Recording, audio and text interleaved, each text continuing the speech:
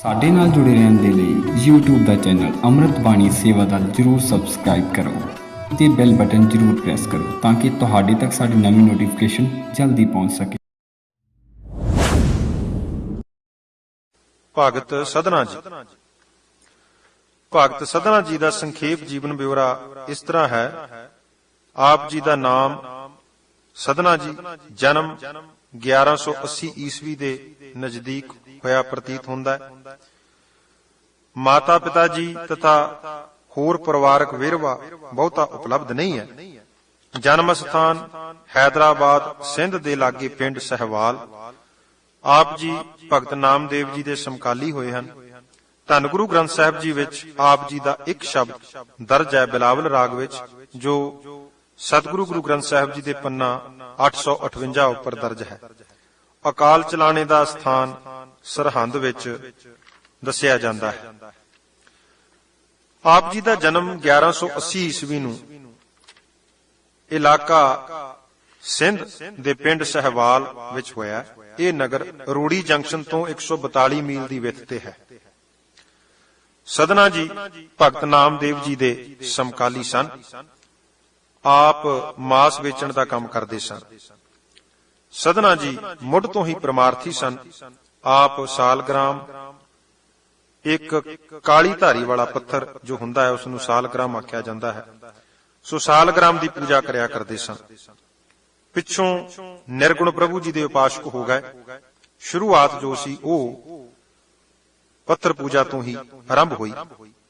ਭਗਤ ਜੀ ਦੀ ਸਮਾਧ ਸਰਹੰਦ, ਜੋ ਜ਼ਿਲ੍ਹਾ ਫਤਿਹਗੜ੍ਹ ਸਾਹਿਬ ਵਿਖੇ ਹੈ, ਬਣੀ ਹੋਈ ਹੈ, ਜਿਸ ਤੋਂ ਆਪ ਜੀ ਦਾ ਦੇਹਾਂਤ ਪੰਜਾਬ ਵਿੱਚ ਹੋਇਆ ਮੰਨਿਆ ਜਾਂਦਾ ਹੈ। ਬਿਲਾਵਲ ਰਾਗ ਵਿੱਚ ਸਧਨਾ ਜੀ ਦਾ ਇੱਕ ਸ਼ਬਦ ਸ੍ਰੀ ਗੁਰੂ ਗ੍ਰੰਥ ਸਾਹਿਬ ਵਿੱਚ ਦਰਜ ਹੈ।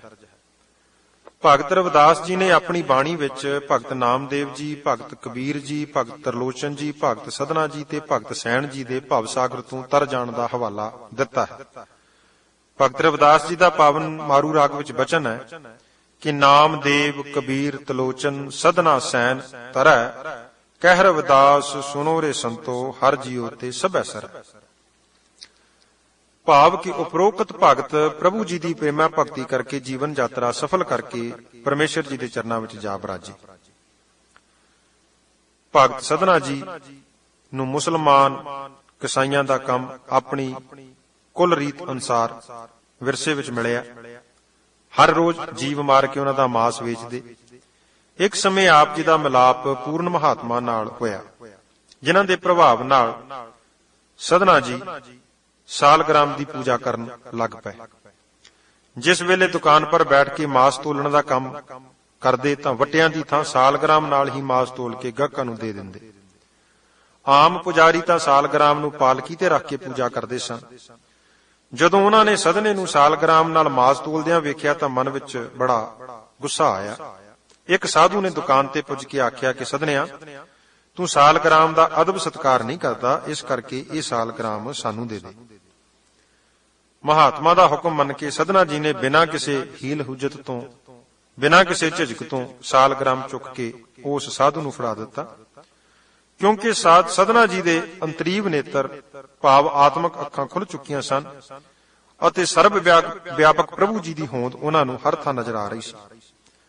ਸਾਧੂ ਨੇ ਸਾਲਗ੍ਰਾਮ ਨੂੰ ਆਸ਼ਰਮ ਵਿੱਚ ਲਿਆ ਕੇ ਨੁਹਾਇਆ, ਉਸ ਦੀ ਪੂਜਾ ਧੂਪ ਦੀਪ ਆਦਿ ਢੰਗ ਨਾਲ ਕੀਤੀ। ਉੱਚੀ ਥਾਂ ਤੇ ਪਲੰਘ ਤੇ ਰੱਖ ਕੇ ਨਮਸਕਾਰ ਕੀਤੀ। ਰਾਤ ਨੂੰ ਜਦੋਂ ਮਹਾਤਮਾ ਸੌਂ ਰਹੇ ਸਨ ਤਾਂ ਸੁਪਨੇ ਵਿੱਚ ਸਾਲਗ੍ਰਾਮ ਨੇ ਆਖਿਆ ਕਿ ਹੇ ਮਹਾਤਮਾ, ਦਿਨ ਚੜ੍ਹਦੇ ਮੈਨੂੰ ਸਧਨੇ ਪਾਸ ਛੱਡਿਆਓ। ਸੱਚੇ ਹਿਰਦੇ ਨਾਲ ਉਹ ਹੀ ਮੇਰੀ ਪੂਜਾ ਕਰਦਾ ਹੈ, ਮੈਨੂੰ ਪ੍ਰੇਮਾ ਭਗਤੀ ਪਿਆਰੀ ਹੈ। ਬੜਾ ਹੈਰਾਨ ਹੋਇਆ। ਸਾਧੂ ਦਿਨ ਚੜ੍ਹਦੇ ਹੀ ਸਾਲਗ੍ਰਾਮ ਨੂੰ ਸਧਨਾ ਜੀ ਪਾਸ ਦੇ ਆਏ ਅਤੇ ਰਾਤ ਵਾਪਰੀ ਸਾਰੀ ਵਾਰਤਾ ਵੀ ਸੁਣਾਈ। ਇਹ ਗੱਲ ਸੁਣ ਕੇ ਸਧਨਾ ਜੀ ਦੇ ਮਨ ਵਿੱਚ ਪਹਿਲਾਂ ਨਾਲੋਂ ਵੀ ਦੂਣ ਸਵਾਇਆ ਚਾਤ, ਦੂਣ ਸਵਾਇਆ ਉਮਾ ਪੈਦਾ ਹੋ ਗਿਆ। ਪ੍ਰੇਮਾ ਭਗਤੀ ਦਾ ਰੰਗ ਦਿਨ ਬ ਦਿਨ ਵੱਧਦਾ ਗਿਆ। ਪਰ ਅਜੇ ਤੱਕ ਸਧਨਾ ਜੀ ਮਾਸ ਵੇਚਣ ਦਾ ਕੰਮ ਵੀ ਨਾਲੋਂ ਨਾਲ ਕਰੀ ਜਾ ਰਹੇ ਸਨ। ਪ੍ਰਭੂ ਜੀ ਨੂੰ ਹੁਣ ਇਹ ਨਹੀਂ ਸੀ ਭਾਉਂਦਾ ਕਿ ਸਧਨਾ ਭਗਤੀ ਵੀ ਕਰੇ ਅਤੇ ਕਸਾਈ ਪੁਣੇ ਦਾ ਕੰਮ ਵੀ ਕਰੇ। ਸੋ ਇੱਕ ਦਿਨ ਇੱਕ ਅਨੋਖੀ ਘਟਨਾ ਵਾਪਰੀ ਕਿ ਸ਼ਾਮ ਵੇਲੇ ਇੱਕ ਪੱਕਾ ਗਾਹਕ ਸਧਨਾ ਜੀ ਪਾਸ ਮਾਸ ਲੈਣ ਆ ਗਿਆ। ਸਦਨਾ ਜੀ ਨੇ ਬੇਨਤੀ ਕੀਤੀ ਕਿ ਹੁਣ ਤਾਂ ਮਾਸ ਖਤਮ ਹੋ ਗਿਆ ਹੈ, ਕੱਲ ਸਵੇਰੇ ਆ ਕੇ ਤਾਜ਼ਾ ਮਾਸ ਲੈ ਜਾਈਂ। ਗਾਹਕ ਨੇ ਸਦਨਾ ਜੀ ਨੂੰ ਮਜਬੂਰ ਕੀਤਾ ਕਿ ਮੈਨੂੰ ਤਾਂ ਮਾਸ ਹੁਣੇ ਹੀ ਚਾਹੀਦਾ। ਪੱਕਾ ਗਾਹਕ ਜਾਣ ਕੇ ਕਿ ਇਹ ਹਰ ਰੋਜ਼ ਦਾ ਗਾਹਕ ਹੈ, ਮੇਰਾ ਪੱਕਾ ਗਾਹਕ ਹੈ, ਸੋ ਭਗਤ ਸਦਨਾ ਜੀ ਸ਼ੂਰੀ ਲੈ ਕੇ ਬੱਕਰੇ ਪਾਸ ਪੁੱਜ ਗਏ ਤੇ ਮਨ ਵਿੱਚ ਵਿਚਾਰ ਕੀਤੀ ਕਿ ਜੇ ਸਾਰਾ ਬੱਕਰਾ ਵੱਢਿਆ ਤਾਂ ਦਿਨ ਚੜੇ ਮਾਸ ਬੇਹਾ ਹੋ ਜਾਏਗਾ, ਗਾਹਕਾਂ ਨੇ ਖਰੀਦਣਾ ਨਹੀਂ। ਤੇ ਵਿਚਾਰ ਕੀਤੀ ਕਿ ਹੁਣ ਬੱਕਰੇ ਦੇ ਖਰੌਂਡੇ ਵੱਢ ਕੇ ਦੇ ਦਿੰਦੇ ਆ। ਜਦੋਂ ਬੱਕਰੇ ਦੇ ਖਰੌਂਡਿਆਂ ਨੂੰ ਸਦਨੇ ਨੇ ਹੱਥ ਪਾਇਆ ਤਾਂ ਬੱਕਰਾ ਆਦਮੀਆਂ ਵਾਂਗ ਹੱਸਣ ਲੱਗ ਪਿਆ। ਸਦਨੇ ਨੇ ਬੱਕਰੇ ਤੋਂ ਹੱਸਣ ਦਾ ਕਾਰਨ ਪੁੱਛਿਆ। ਤਦ ਬੱਕਰੇ ਨੇ ਕਿਹਾ, ਸਦਨਿਆ, ਅੱਜ ਤੂੰ ਨਵੀਂ ਭਾਜੀ ਚਾੜਨ ਲੱਗਾ ਹੈ। ਅੱਜ ਤੋਂ ਪਹਿਲਾਂ ਕਈ ਵਾਰ ਮੈਂ ਬੱਕਰਾ ਬਣਿਆ, ਤੂੰ ਮੈਨੂੰ ਵੱਢਿਆ, ਕਈ ਵਾਰ ਤੂੰ ਬੱਕਰਾ ਬਣਿਆ ਤੇ ਮੈਂ ਤੈਨੂੰ ਵੱਢਿਆ। ਹੁਣ ਖਰੌਂਡੇ ਕੱਢਣ ਨਾਲ ਜਿਵੇਂ ਮੈਂ ਸਾਰੀ ਰਾਤ ਜ਼ਖਮਾਂ ਦੀ ਪੀੜ ਨਾਲ ਤੜਫਾਂਗਾ ਨਾ, ਦੇਖ ਲੈ ਤੈਨੂੰ ਵੀ ਇਦਾਂ ਹੀ ਤੜਫਣਾ ਪੈਣਾ। ਜੇਕਰ ਸ਼ਰਤ ਮਨਜ਼ੂਰ ਹੀ ਤਾਂ ਨਵੀਂ ਭਾਜੀ ਪਾ ਲੈ। ਇਹ ਗੱਲ ਸੁਣ ਕੇ ਸਦਨਾ ਜੀ ਕੰਬ ਗਏ, ਮਨ ਬਦਲ ਗਿਆ। ਉਹਨਾਂ ਦੇ ਹੱਥੋਂ ਛੁਰੀ ਧਰਤੀ ਤੇ ਡਿੱਗ ਪਈ।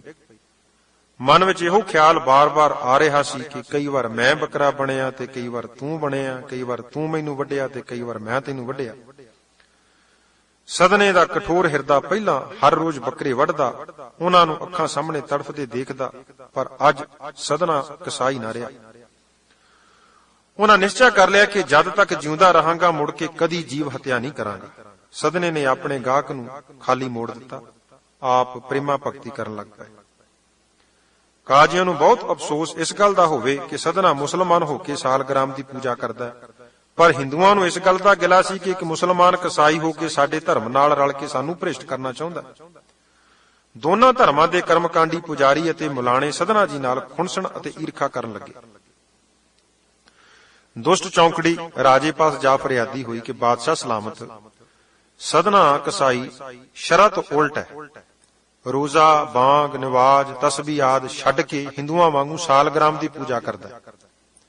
ਤੇ ਉਧਰ ਪਾਂਡਿਆਂ ਵੱਲੋਂ ਵੀ ਗੁਜ਼ਾਰਿਸ਼ ਕੀਤੀ ਗਈ ਕਿ ਪਰਜਾ ਦੇ ਮਾਲਕ ਸ਼ਹਿਨशाह ਰਾਜਾ ਜੀ, ਇੱਕ ਕਸਾਈ ਮੁਸਲਮਾਨ ਨੂੰ ਸਾਲਗ੍ਰਾਮ ਦੀ ਪੂਜਾ ਦਾ ਅਧਿਕਾਰ ਹੀ ਨਹੀਂ। ਇਸ ਸਦਨੇ ਨੇ ਸਾਡਾ ਧਰਮ ਭ੍ਰਿਸ਼ਟ ਕਰ ਸੁੱਟਿਆ ਹੈ। ਦੋਵਾਂ ਧਰਮਾਂ ਦੇ ਆਗੂਆਂ ਦੀਆਂ ਗੱਲਾਂ ਨੇ ਰਾਜੇ ਨੂੰ ਪ੍ਰਭਾਵਿਤ ਕਰ ਲਿਆ। ਸਦਨੇ ਨੂੰ ਦੂਤ ਭੇਜ ਕੇ ਦਰਬਾਰ ਵਿੱਚ ਲਿਆਂਦਾ ਗਿਆ।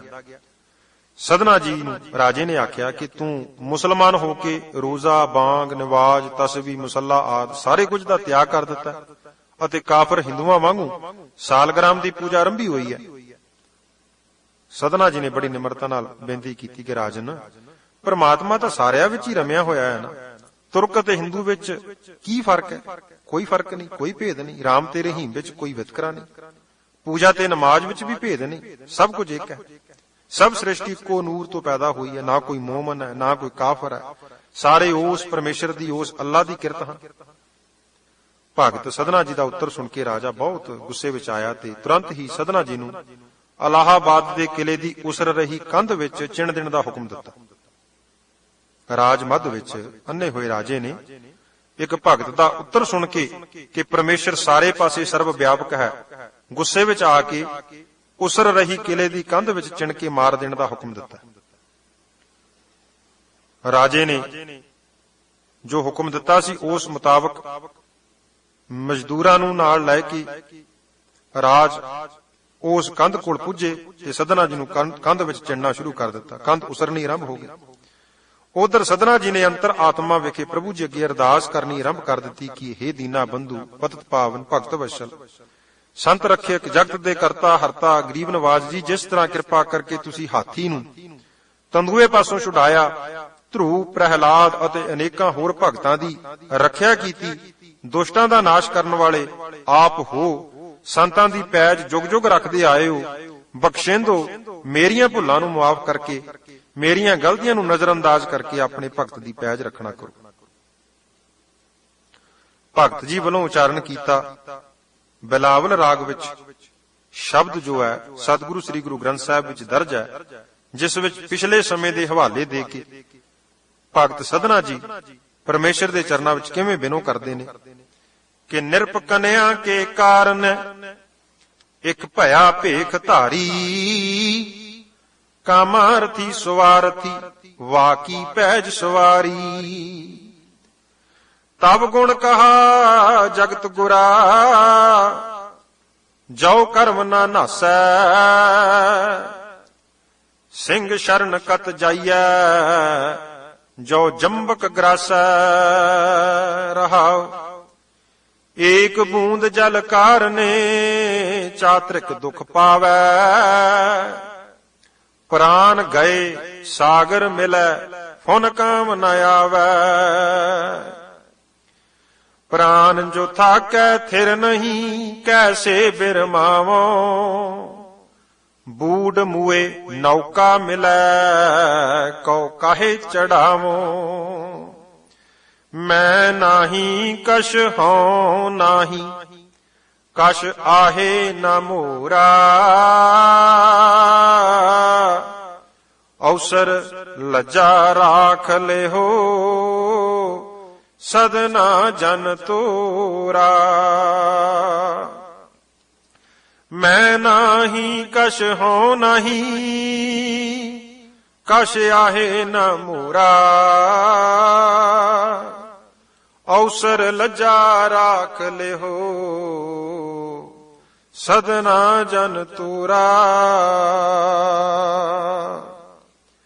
ਜਦੋਂ ਅੰਤਲੀਆਂ ਪੰਕਤੀਆਂ ਸਧਨਾ ਜੀ ਨੇ ਉਚਾਰਨ ਕੀਤੀਆਂ, ਪ੍ਰਭੂ ਜੀ ਨੇ ਐਸੀ ਕਲਾ ਵਰਤਾਈ, ਜਿਸ ਕੰਧ ਵਿੱਚ ਸਧਨਾ ਜੀ ਨੂੰ ਚਿਣਿਆ ਜਾ ਰਿਹਾ ਸੀ ਉਹ ਇੱਕਦਮ ਫਟ ਗਈ ਅਤੇ ਕੰਧ ਦੀਆਂ ਇੱਟਾਂ ਨੇ ਸਭ ਦੁਸ਼ਮਣਾਂ ਦਾ ਨਾਸ਼ ਕਰ ਦਿੱਤਾ। ਪਰ ਕਿਸੇ ਨੇਕ ਪੁਰਸ਼ ਨੂੰ ਭੋਰਾ ਭਰ ਵੀ ਚੋਟ ਨਾ ਲੱਗੀ। ਭਗਤ ਸਧਨਾ ਜੀ ਪ੍ਰਭੂ ਜੀ ਦੇ ਗੁਣ ਗਾਉਂਦੇ ਕਿਲੇ ਦੀ ਕੰਧ ਵਿੱਚੋਂ 9x9 ਨਿਕਲ ਆਏ। ਬਾਦਸ਼ਾਹ ਨੇ ਜਦੋਂ ਇਹ ਕਰਾਮਾਤ ਵੇਖੀ ਤਾਂ ਸਧਨਾ ਜੀ ਦੇ ਚਰਨੀ ਢਹਿ ਪਿਆ, ਹੱਥ ਜੋੜ ਕੇ ਆਪਣੀ ਭੁੱਲ ਦੀ ਮੁਆਫੀ ਮੰਗੀ। ਸਧਨਾ ਜੀ ਨੇ ਰਾਜੇ ਨੂੰ ਮੁਆਫ ਕਰ ਦਿੱਤਾ ਤੇ ਅੱਗੋਂ ਕਿਸੇ ਸਾਧੂ ਮਹਾਤਮਾ ਭਗਤ ਜਨ ਨੂੰ ਦੁੱਖ ਨਾ ਦੇਣ ਦਾ ਉਪਦੇਸ਼ ਕੀਤਾ। ਰਾਜਾ ਤੇ ਬਾਕੀ ਨਗਰ ਦੇ ਲੋਕਾਂ ਨੇ ਸਧਨਾ ਜੀ ਦੇ ਚਰਨ ਪਰਸੇ। ਸਧਨਾ ਜੀ ਦੀ ਜੈ ਜੈਕਾਰ ਪ੍ਰਭੂ ਜੀ ਦੀ ਕਿਰਪਾ ਨਾਲ ਹੋਈ। ਇਸ ਪਿੱਛੋਂ ਸਧਨਾ ਜੀ ਜਗਨਨਾਥ ਦੀ ਯਾਤਰਾ ਕਰਨ ਵਾਸਤੇ ਤੁਰ ਪਏ। ਬਾਕੀ ਯਾਤਰੂਆਂ ਨਾਲੋਂ ਵੱਖ ਸਧਨਾ ਜੀ ਬੈਠਦੇ। ਜਦੋਂ ਬਾਕੀ ਯਾਤਰੂਆਂ ਨੇ ਸਧਨਾ ਜੀ ਨੂੰ ਆਖਿਆ ਕਿ ਤੁਸੀਂ ਸਾਡੇ ਪਾਸ ਬੈਠਿਆ ਕਰੋ, ਤਾਂ ਸਧਨਾ ਜੀ ਨੇ ਆਖਿਆ, ਆਪ ਸਭ ਰਾਮ ਦੇ ਪਿਆਰੇ ਭਲੇ ਪੁਰਖੋ, ਮੈਂ ਕਸਾਈ ਪੁਣੇ ਦੇ ਭੈੜੇ ਕਰਮ ਕਰਦਾ ਰਿਹਾ, ਮੈਂ ਤੁਹਾਡੇ ਲਾਗੇ ਬੈਠਣ ਦੇ ਯੋਗ ਨਹੀਂ। ਨਿਮਰਤਾ ਭਰੇ ਸ਼ਬਦਾਂ ਨੇ ਯਾਤਰੂਆਂ ਦੇ ਮਨਾਂ ਉੱਪਰ ਬਹੁਤ ਪ੍ਰਭਾਵ ਪਾਇਆ। ਉਹ ਸਧਨਾ ਜੀ ਦਾ ਤਨੋ ਮਨੋ ਸਤਿਕਾਰ ਕਰਨ ਲੱਗੇ। ਚਲਦੇ ਚਲਦੇ ਸਧਨਾ ਜੀ ਯਾਤਰੂਆਂ ਨਾਲੋਂ ਨਿਖੜ ਗਏ ਤੇ ਪੇਟ ਦੀ ਪੂਰਤੀ ਲਈ ਨਗਰ ਵਿੱਚ ਇੱਕ ਗ੍ਰਸਤੀ ਦੇ ਘਰੋਂ ਭਿੱਖਿਆ ਮੰਗਣ ਗਏ। ਉਸ ਗ੍ਰਸਤੀ ਦੀ ਔਰਤ ਭਗਤ ਜੀ ਦੀ ਸੁੰਦਰਤਾ ਤੱਕ ਕੇ ਮੋਹੀ ਗਈ ਅਤੇ ਮੰਦ ਭਾਵਨਾ ਅਧੀਨ ਬੇਨਤੀ ਕੀਤੀ ਕਿ ਆਓ ਸੰਤ ਜੀ, ਮੈਂ ਆਪ ਜੀ ਦੇ ਸੁੰਦਰ ਮੁਖੜੇ ਤੋਂ ਬਲਿਹਾਰ ਜਾਂਦੀ ਹਾਂ। ਭਗਤ ਜੀ ਨੂੰ ਇੱਕ ਸੁੰਦਰ ਪਲੰਘ ਤੇ ਬਿਠਾ ਕੇ ਲੰਗਰ ਤਿਆਰ ਕਰਕੇ ਭਗਤ ਜੀ ਨੂੰ ਛਕਾਉਣ ਲੱਗ ਪਈ। ਲੰਗਰ ਛਕਾਉਣ ਉਪਰੰਤ ਉਸ ਔਰਤ ਨੇ ਭਗਤ ਜੀ ਨੂੰ ਆਪਣੇ ਮਨ ਦੇ ਭੈੜੇ ਵਿਚਾਰ ਪ੍ਰਗਟ ਕੀਤੇ। ਪਰ ਭਗਤ ਜੀ ਨੇ ਸਪਸ਼ਟ ਆਖ ਦਿੱਤਾ ਕਿ ਤੂੰ ਭਾਵੇਂ ਮੇਰਾ ਸਿਰ ਵੱਢ ਦੇ, ਪਰ ਮੈਂ ਅਜਿਹਾ ਕੋਈ ਕਰਮ ਨਹੀਂ ਕਰ ਸਕਦਾ। ਔਰਤ ਨੇ ਮਨ ਵਿੱਚ ਸੋਚਿਆ ਕਿ ਭਗਤ ਜੀ ਸ਼ਾਇਦ ਮੇਰੇ ਪਤੀ ਪਾਸੋਂ ਡਰਦੇ ਨੇ, ਇਸ ਕਰਕੇ ਉਸ ਨੇ ਸੁੱਤੇ ਪਏ ਹੋਏ ਆਪਣੇ ਪਤੀ ਦਾ ਸਿਰ ਵੱਢ ਕੇ ਭਗਤ ਜੀ ਅੱਗੇ ਲਿਆ ਧਰਿਆ ਤੇ ਆਖਿਆ ਕਿ ਤੁਸੀਂ ਮੇਰੇ ਪਤੀ ਪਾਸੋਂ ਹੀ ਡਰਦੇ ਸੋ ਨਾ, ਮੈਂ ਉਸ ਦਾ ਸਿਰ ਵੱਢ ਕੇ ਲਿਆਈ ਹਾਂ। ਹੁਣ ਤੁਸੀਂ ਨਿਸ਼ਚਿੰਤ ਹੋ ਕੇ ਬੇਫਿਕਰ ਹੋ ਕੇ ਮੇਰੇ ਨਾਲ ਮੰਦ ਭਾਵਨਾ ਦੀ ਪੂਰਤੀ ਕਰੋ। ਭਗਤ ਜੀ ਨੇ ਜਦੋਂ ਉਸ ਵਿਸ਼ੇ ਵਿਕਾਰਾਂ ਦੀ ਭਾਵਨਾ ਵਿੱਚ ਅੰਨੀ ਹੋਈ ਔਰਤ ਦਾ ਇਹ ਕਰਮ ਡਿੱਠਾ ਤਾਂ ਕ੍ਰੋਧਵਾਨ ਹੋ ਕੇ ਔਰਤ ਨੂੰ ਕਿਹਾ ਕਿ ਹੇ ਦੁਸ਼ਟ ਆਤਮਾ, ਜੇ ਤੂੰ ਆਪਣੇ ਪਤੀ ਨੂੰ ਮਾਰਨ ਵਿੱਚ ਦੇਰ ਨਹੀਂ ਕੀਤੀ ਤਾਂ ਮੇਰੇ ਨਾਲ ਤੂੰ ਕਦੋਂ ਘੱਟ ਗੁਜ਼ਾਰਨ ਲੱਗੀ ਹੈ। ਜਦੋਂ ਉਸ ਔਰਤ ਨੇ ਵੇਖਿਆ ਕਿ ਭਗਤ ਜੀ ਉਸ ਦੇ ਜਾਲ ਵਿੱਚ ਨਹੀਂ ਫਸੇ ਤਾਂ ਕੋਠੇ ਤੇ ਚੜ੍ਹ ਕੇ ਚੋਰ ਚੋਰ ਪੁਕਾਰਨ ਲੱਗੀ। ਜਦੋਂ ਲੋਕਾਂ ਨੇ ਆਵਾਜ਼ਾਂ ਸੁਣੀਆਂ, ਝਟ ਆ ਕੇ ਭਗਤ ਜੀ ਨੂੰ ਫੜ ਲਿਆ, ਲੱਤਾਂ ਬਾਹਾਂ ਬੰਨ੍ਹ ਲਈਆਂ, ਬਹੁਤ ਕੁੱਟਮਾਰ ਕੀਤੀ। ਔਰਤ ਨੇ ਲੋਕਾਂ ਨੂੰ ਇਹ ਦੱਸਿਆ ਕਿ ਭਗਤ ਸਧਨਾ ਨੇ ਮੇਰੀ ਸੂਰਤ ਵੇਖ ਕੇ ਮੇਰੇ ਤੇ ਮੋਹਿਤ ਹੋ ਗਿਆ ਅਤੇ ਮੇਰੇ ਪਤੀ ਦਾ ਕਤਲ ਕਰ ਦਿੱਤਾ। ਇਸ ਦੋਸ਼ ਵਿੱਚ ਲੋਕਾਂ ਨੇ ਸਧਨਾ ਜੀ ਨੂੰ ਰਾਜੇ ਦੇ ਅੱਗੇ ਪੇਸ਼ ਕੀਤਾ। ਸਾਰੀ ਵਾਰਤਾ ਰਾਜੇ ਨੂੰ ਦੱਸੀ। ਉਸ ਔਰਤ ਨੇ ਵੀ ਮਨ ਕਰਤ ਕਹਾਣੀ ਸੁਣਾਉਂਦਿਆਂ ਆਖਿਆ ਕਿ ਹੇ ਰਾਜਨ, ਇਹ ਮੇਰੇ ਰੂਪ ਤੇ ਮੋਹਿਤ ਹੋ ਗਿਆ, ਜਿਸ ਕਾਰਨ ਮੇਰੇ ਪਤੀ ਨੂੰ ਇਸ ਨੇ ਕਤਲ ਕਰ ਦਿੱਤਾ। ਰਾਜੇ ਨੇ ਸੁਣਦੇ ਸਾਰ ਸਧਨੇ ਦੇ ਹੱਥ ਕੱਟਣ ਦਾ ਹੁਕਮ ਦੇ ਦਿੱਤਾ। ਸਦਨੇ ਨੂੰ ਜਲਾਦ ਜੰਗਲ ਵਿੱਚ ਲੈ ਗਏ ਅਤੇ ਰਾਜੇ ਦੇ ਹੁਕਮ ਅਨੁਸਾਰ ਹੱਥ ਵੱਢ ਦਿੱਤੇ। ਭਗਤ ਜੀ ਨੇ ਮਨ ਅੰਦਰ ਰੰਜਕ ਮਾਤਰ ਵੀ ਹੱਥ ਵੱਢੇ ਜਾਣ ਦਾ ਦੁੱਖ ਨਾ ਕੀਤਾ ਅਤੇ ਪਹਿਲਾਂ ਵਾਂਗੂ ਰਸ ਵਿੱਚ ਮਗਨ ਆਪਣੇ ਹੀ ਮਨ ਨੂੰ ਸੰਬੋਧਨ ਕਰਦੇ ਆਖਣ ਲੱਗੇ ਕਿ ਹੇ ਮੇਰੀ ਆਤਮਾ, ਤੂੰ ਨਿਰਦੋਸ਼ ਬੱਕਰਿਆਂ ਨੂੰ ਵੱਢਿਆ ਹੈ, ਹਜ਼ਾਰਾਂ ਦੇ ਸਿਰ ਕੱਟੇ, ਜਿਸ ਦੀ ਇਹ ਸਜ਼ਾ ਤੈਨੂੰ ਮਿਲੀ ਹੈ। ਉਧਰ ਜਗਨਨਾਥ ਮੰਦਿਰ ਵਿੱਚੋਂ ਆਵਾਜ਼ ਸੁਣਾਈ ਦਿੱਤੀ ਕਿ ਹੇ ਪੁਜਾਰੀ ਜਨੋ, ਤੁਸੀਂ ਪਾਲਕੀ ਲੈ ਕੇ ਜਾਵੋ ਅਤੇ ਮੇਰਾ ਸਦਨਾ ਨਾਮ ਦਾ ਇੱਕ ਅਨੰਤ ਭਗਤ ਹੈ ਜੋ ਯਾਤਰਾ ਲਈ ਆ ਰਿਹਾ ਸੀ, ਉਸ ਦੇ ਹੱਥ ਕੱਟੇ ਹੋਏ ਹਨ। ਉਸ ਨੂੰ ਲੋਕ ਕਸਾਈ ਆਖਦੇ ਨੇ। ਰਾਜੇ ਦੇ ਹੁਕਮ ਅਨੁਸਾਰ ਜਲਾਦਾਂ ਨੇ ਉਸ ਦੇ ਹੱਥ ਕੱਟ ਦਿੱਤੇ ਹਨ, ਪਰ ਉਹ ਮੇਰਾ ਅਨੰਤ ਭਗਤ ਹੈ, ਪ੍ਰੇਮ ਭਗਤੀ ਦੇ ਰੰਗ ਵਿੱਚ ਮਤਵਾਲਾ ਹੈ। ਜਾਓ, ਪਾਲਕੀ ਵਿੱਚ ਬਿਠਾ ਕੇ ਬੜੇ ਸਤਿਕਾਰ ਨਾਲ ਲੈ ਕੇ ਆਓ। ਪੁਜਾਰੀ ਪਾਲਕੀ ਲੈ ਕੇ ਉੱਥੇ ਪੁੱਜੇ ਜਿੱਥੇ ਸਦਨਾ ਜੀ ਯਾਤਰਾ ਲਈ ਆ ਰਹੇ ਸਨ। ਸੇਵਕਾਂ ਨੇ ਸਦਨਾ ਜੀ ਨੂੰ ਪਾਲਕੀ ਵਿੱਚ ਬਿਠਾ ਲਿਆ ਤੇ ਜਗਨਨਾਥਪੁਰੀ ਲਾ ਗਏ। ਮੰਦਿਰ ਵਿੱਚ ਪ੍ਰਭੂ ਜੀ ਪ੍ਰਗਟ ਹੋਏ, ਸਦਨਾ ਜੀ ਨੂੰ ਪ੍ਰਤੱਖ ਦਰਸ਼ਨ ਦਿੱਤੇ। ਭਗਤ ਜੀ ਨੇ ਨਮਸਕਾਰ ਕੀਤੀ। ਤੁਰੰਤ ਸਦਨਾ ਜੀ ਦੇ ਦੋਨੋਂ ਹੱਥ ਦਰਖਤ ਦੇ ਪੁੰਗਾਰਿਆਂ ਵਾਂਗ ਨਵੇਂ ਸਰੂਪ ਵਿੱਚ ਪ੍ਰਗਟ ਹੋ ਗਏ। ਇਸ ਕੌਤਕ ਨੂੰ ਨਗਰੀ ਦੇ ਲੋਕਾਂ ਅਤੇ ਪਾਂਡਿਆਂ ਨੇ ਵੇਖਿਆ। ਸਾਰੇ ਹੈਰਾਨ ਰਹਿ ਗਏ। ਸਦਨਾ ਜੀ ਦੀ ਜੈ ਜੈਕਾਰ ਹੋਈ। ਹੇ ਮੇਰੀ ਆਤਮਾ, ਤੂੰ ਵੀ ਸਦਨਾ ਜੀ ਦੀ ਸਾਖੀ ਸੁਣੀ ਹੈ, ਸੋ ਇਸ ਕਰਕੇ ਵਾਹਿਗੁਰੂ ਜੀ ਦਾ ਜਾਪ ਕਰ। ਮਹਾ ਕਠੋਰ, ਪਾਪੀ, ਨਿੰਦਕ, ਕੁਕਰਮੀ ਜਦੋਂ ਵੀ ਅੰਦਰੋਂ ਨਿਮਰਤਾ ਭਾਵ ਧਾਰਨ ਕਰਕੇ ਪਤਿਤ ਪਾਵਨ ਜੀ ਦੀ ਸ਼ਰਣੀ ਪੈਂਦਾ ਹੈ, ਉਸ ਦੇ ਸਾਰੇ ਗੁਨਾਹ ਪਰਮੇਸ਼ਰ ਮੁਆਫ ਕਰ ਦਿੰਦਾ ਹੈ। ਤਾਂ ਤੇ ਢਿੱਲ ਨਾ ਕਰ ਅਤੇ ਪ੍ਰੇਮਾ ਭਗਤੀ ਦੇ ਮਾਰਗ ਤੇ ਟੁਰ ਕੇ ਪ੍ਰਭੂ ਜੀ ਦਾ ਸਿਮਰਨ ਕਰਨਾ ਆਰੰਭ ਕਰ ਦੇ, ਤਾਂ ਜੋ ਤੇਰਾ ਵੀ ਲੋਕ ਪਰਲੋਕ ਸੁਹੇਲਾ ਹੋ ਸਕੇ।